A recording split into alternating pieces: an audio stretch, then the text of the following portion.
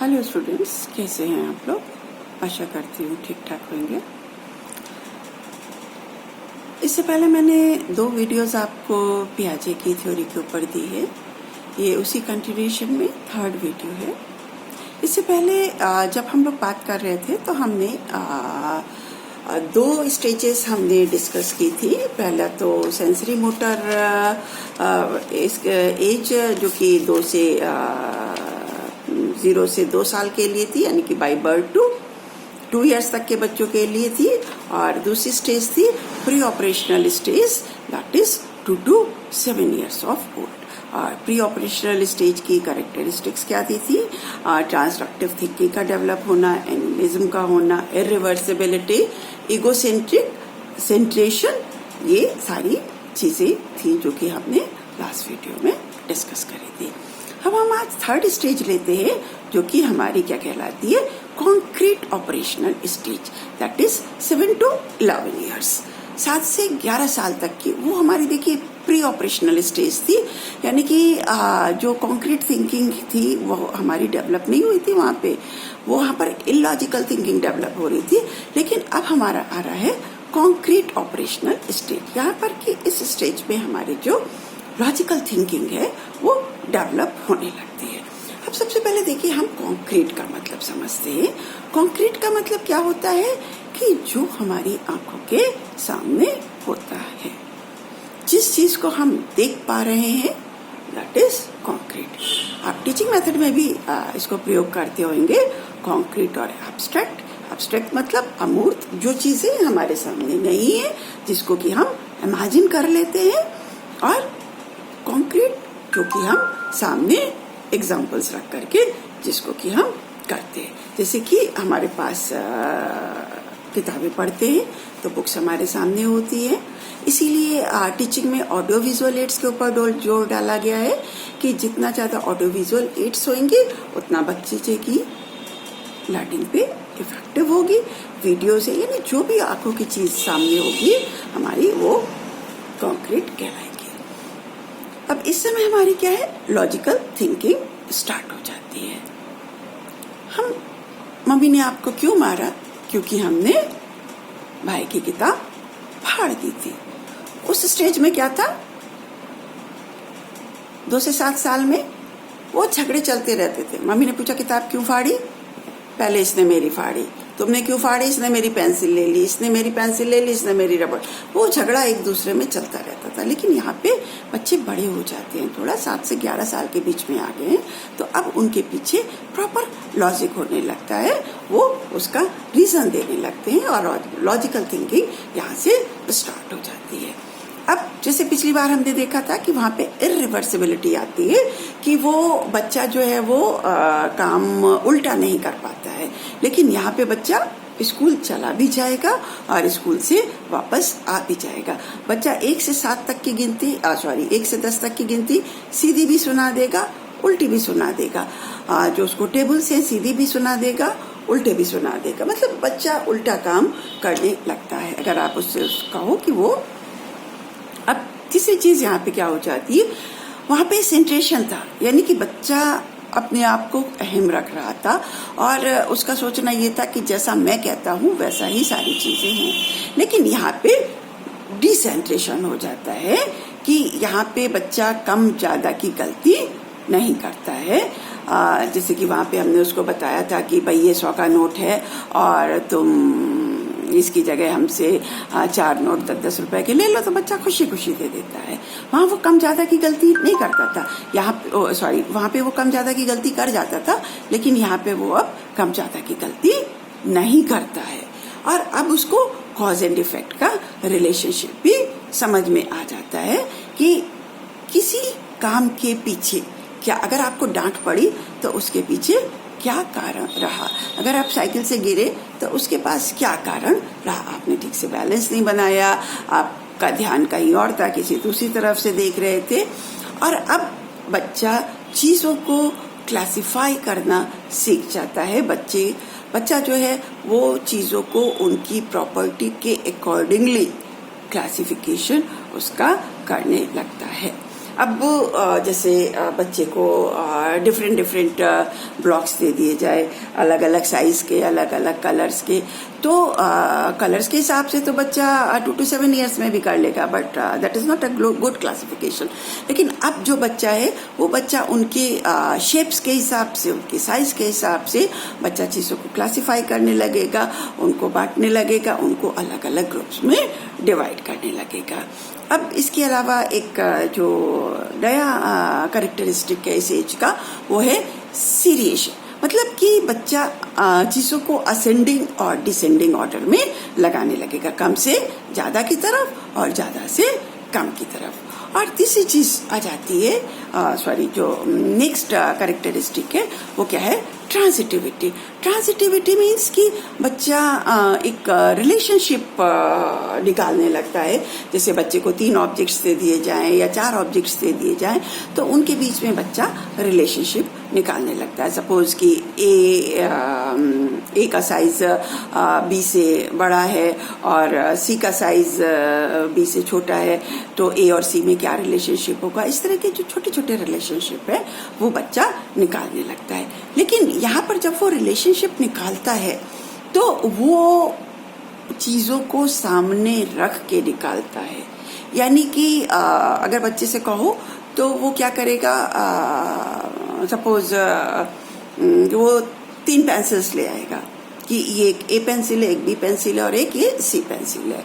तो ए pencil B से बड़ी है, ए को एक नाम दे देगा कि ये ए पेंसिल है, ये बी पेंसिल है, और फिर तीसरी सी को नाम देगा। इस तरह से करके मतलब उसके सामने कोई ना कोई चीज़ होनी चाहिए, सामने कॉन्क्रीट थिंकिंग का डेवलपमेंट जो हम कह रहे हैं वो यहाँ पे स्टार्ट हो जाता है।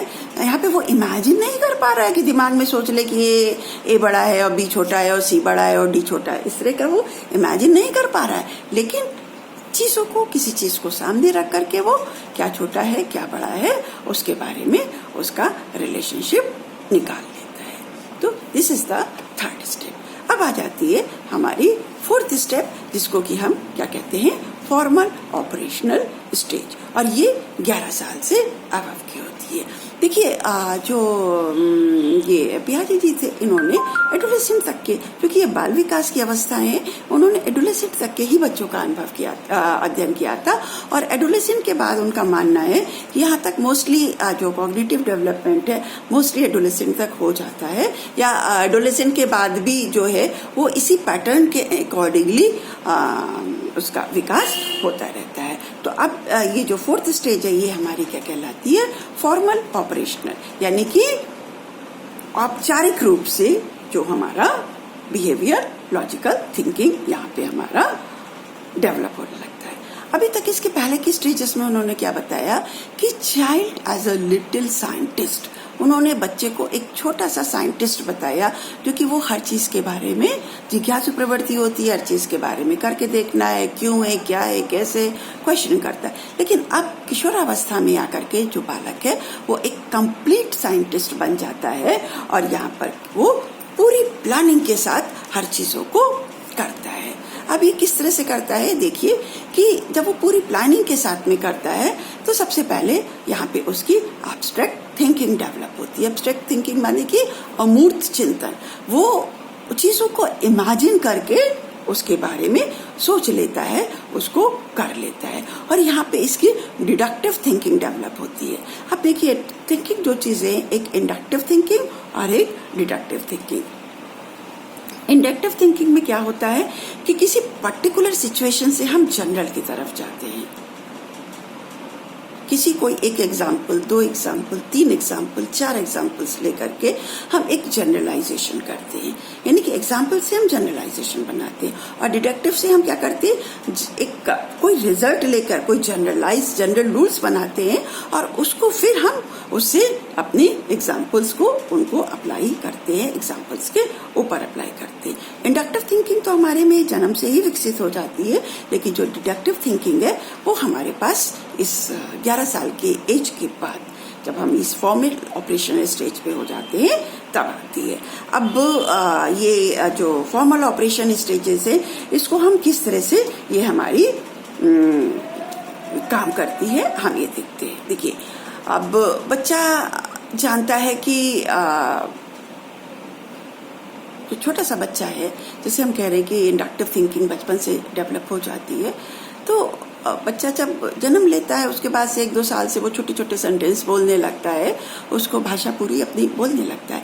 लेकिन हालांकि उसको ये नहीं मालूम कि संज्ञा क्या है, सर्वनाम क्या है या वर्ब क्या है, लेकिन उसके बाद भी वो जानने लगता है। लेकिन हायर क्लासेस में आकर के, एटलीस्ट ये एडोलेसेंट में आकर के हम बच्चे को सारी चीजें आ जाती है।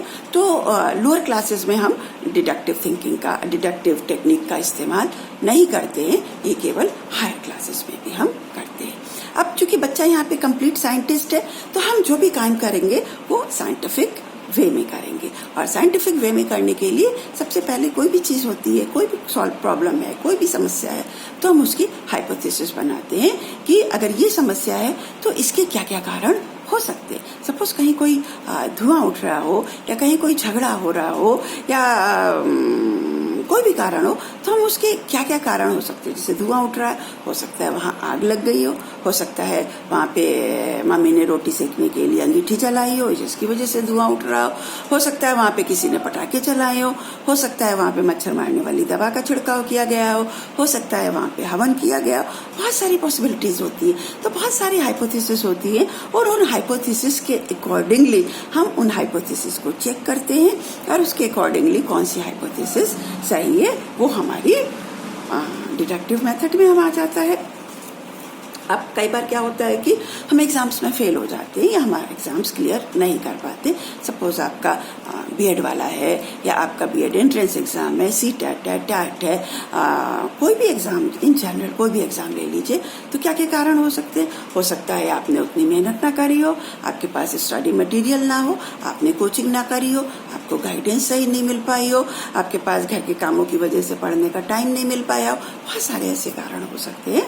तो यहाँ पे हम क्या करते हैं, हाइपोथेटिकल डिडक्टिव लॉजिक हम यूज करते हैं। कुछ बच्चे जो स्मार्ट होते हैं वो हाइपोथेटिकल डिडक्टिव नॉलेज यूज करते हैं, उसका इस्तेमाल करते हैं। अब वो एडोलेसेंट एज पे जो हमारा इकोसेंट्रिज्म है वो सबसे हाई लेवल पे पहुंच जाता है। इकोसेंट्रिज्म मतलब अहम, मैं सही हूं, है ना। देखिए सपोज 3 लोग हैं, एक बच्चा है, एक किशोरावस्था वाला बालक है और एक बूढ़ा व्यक्ति है। तीनों लोग बाहर गए हैं, बच्चे के चेहरे पे कुछ लगा हुआ है, बच्चे को कोई फर्क नहीं पड़ेगा। एक एजेड व्यक्ति को भी कोई फर्क नहीं पड़ेगा कि कालिक है या क्या है, कुछ भी लगा है कोई फर्क नहीं पड़ेगा।